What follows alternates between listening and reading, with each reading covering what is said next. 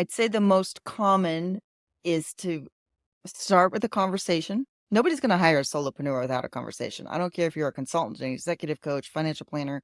Everybody's going to at least want to have one conversation before they hire you. So your LinkedIn profile, your website, all of your outreach materials should draw people into a free 15-minute conversation or whatever, because you need to build that trust. And more importantly, you need to understand what their situation is. In that initial call, you're going to ask a lot of questions, find out what their needs are, what's keeping them up at night, what's their sense of urgency now? Like, why do you need to take action now?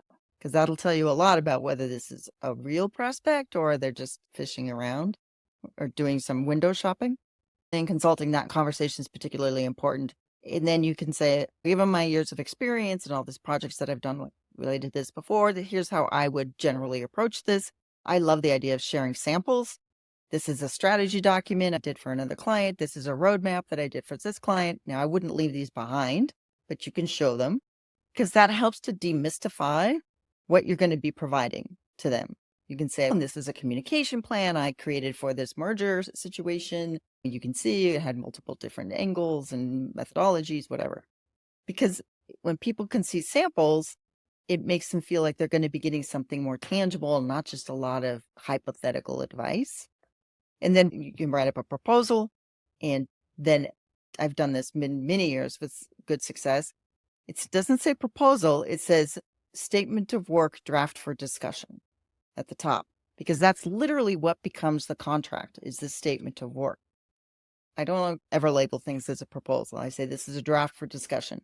But before you send that, set up a meeting so that you can discuss it with the person. So you're not chasing the person for follow-up. So Priscilla, if you were my potential client, I'd say, great, this is amazing. This is right in my wheelhouse. Let me put together my thoughts into a proposal so you get an idea of what the timing and pricing, what the phases might be. How about I get that to you the day after tomorrow?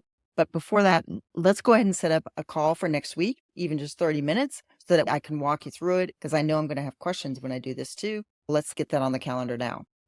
So then you already have a follow-up call scheduled, because a lot of times you'll send the proposal and then they don't answer your emails, or they don't call, or they stall. You need to line that up before you send the proposal too. Another super practical tip, because I'm currently writing a blog about cash flow that's top of mind for me, ask for a deposit payment.